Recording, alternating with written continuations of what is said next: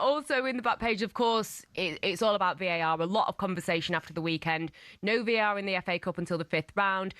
Newcastle's win over Aston Villa, that is the main talking point, of course. Jeff, when you see some of the errors that went on this weekend, does it feel like the technology has maybe made referees over-reliant on it? Yeah, well, actually, yeah. I mean, Chris Kavanagh's taking a lot of stick here. I'll point the finger at his assistants instead, because, their efforts were, shameful, really.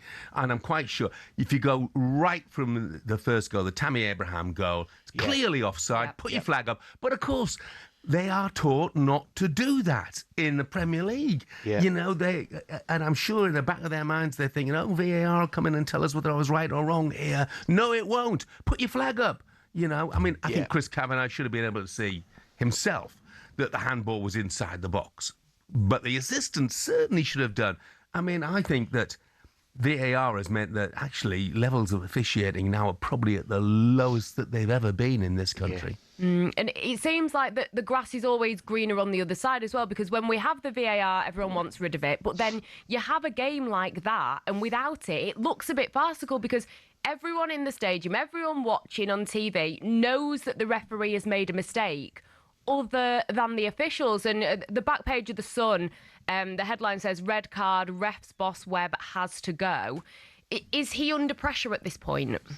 I think the pressure's coming upon him all the time, to be brutally honest with you. But I'm with Jeff.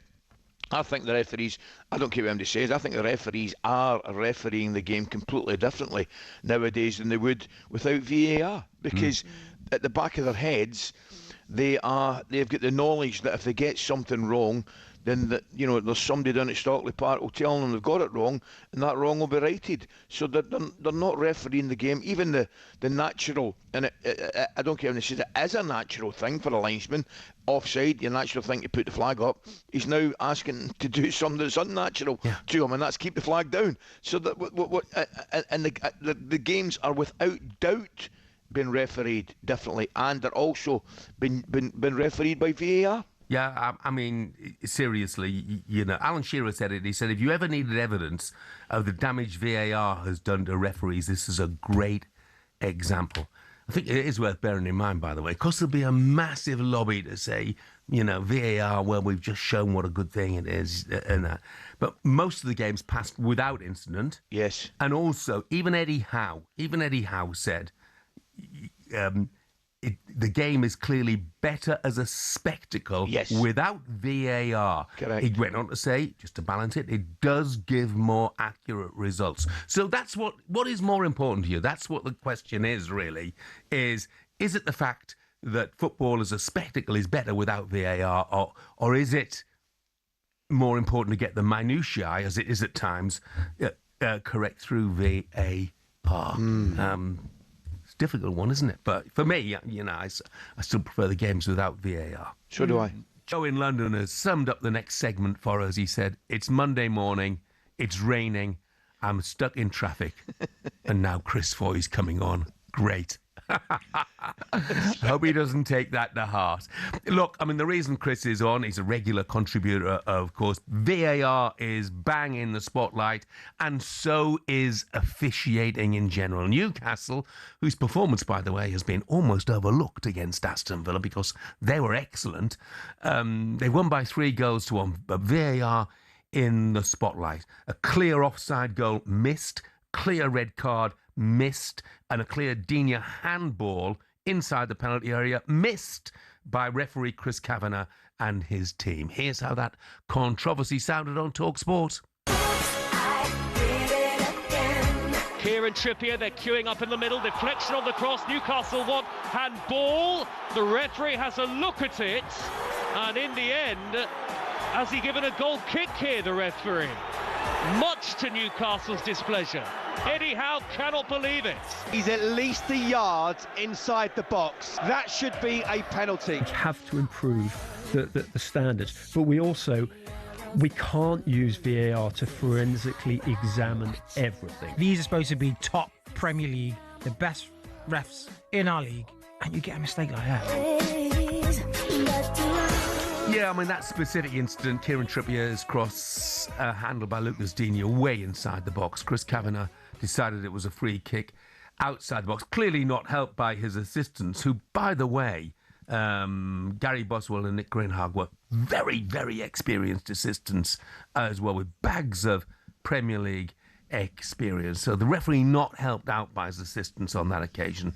Former Premier League ref Mark Halsey had his say. He's called for Howard Webb to go. He says Howard's had 3 years in the role. It's not been good enough. Everyone has a shelf life. The time for him to move on has come. I speak to Premier League managers, and I know they are not happy with him. Joining us now for a little more on this and to tell us just where VAR and officiating goes from here, it's former Premier League referee Chris Foy. Morning, Chris. Good morning, Chris. Good morning, guys. I am in work, and yes, it is raining. Well, look, Chris, let's start with that comment from Mark Halsey. Does the blame for this lie with Howard Webb? No, I disagree. I work with Howard domestically, and I work with him internationally, and he's been in PGMOL now, I think, for 2.5 seasons, possibly coming up to 3. Knowing him as I do, I don't know anybody that works as hard. He's totally committed to what he does. He goes above and beyond. He's tireless. He just doesn't stop. He works really hard to get the best out of his match officials. Chris, tell me, mate, regarding VAR, do you accept that referees and officials are officiating games completely differently now than they would pre-VAR? In terms of them, to qualify, to perhaps make the question more understandable, what I'm saying is, and it's a natural thing to do, Chris, they are not making spur of the moment decisions like they normally would.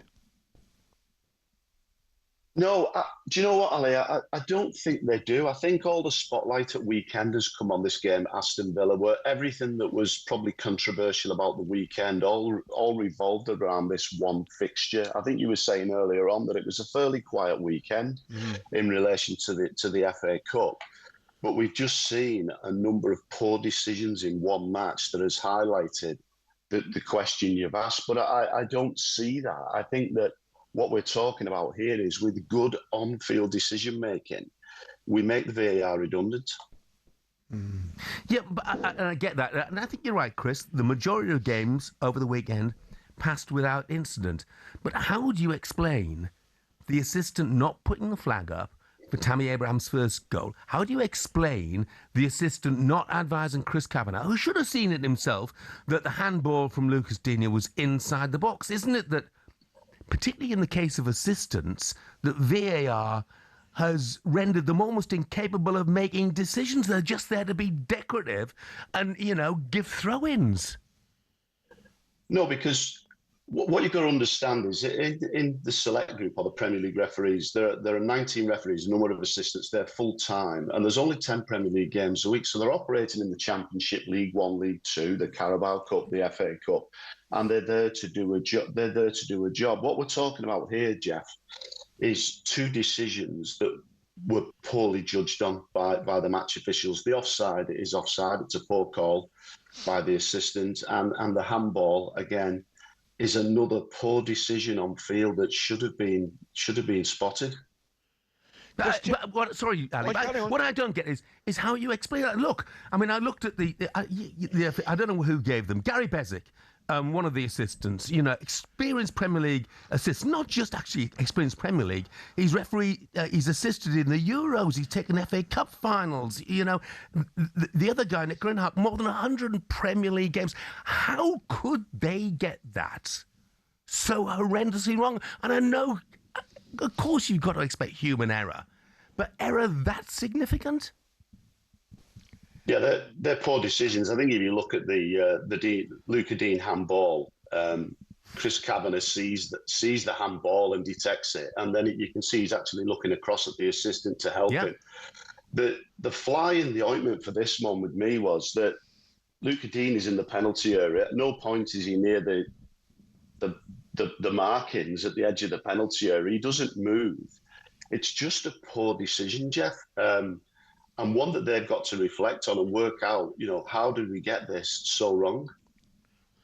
Chris, tell me, where are you on it? Because, and obviously there's nothing you guys can do about this, but I just want to know your opinion on it. I'm of the opinion that you should not have different equipment for a cup competition at some games and not at others. And you know the point I'm trying to make. I just think it makes a little bit, not a total mockery, but a little bit of mockery of the FA Cup, where you can have VAR at some games, but because some stadiums can't have it, they can't have. I just don't think that's fair. Yeah, I understand what you're saying. Obviously, at the weekend, there was some really high-profile matches, wasn't there? Grimsby, Stoke and Birmingham, where there was no VAR. And, of course, you would have had teams from the Football League who were playing on Premier League grounds where in the next round of the competition there probably was. I think it comes down to cost, obviously, the competition and the infrastructure that goes into some of these grounds that you've got to understand. Whether it will come in the next round, I think it does come into the next round. But you make a fair point, Ali, yeah. Chris, look, I guess most of us would probably accept that VAR is here to stay. But is there a case of taking a look for how it is used? And I'm going to repeat a text we had earlier on this morning. Connell says the solution to the problems with VAR is reducing its footprint. No unsolicited interference. Both teams have 2 reviews per game. Reinstated if successful. Referee has unlimited access to reviews. Marginal decisions remain with on-field call.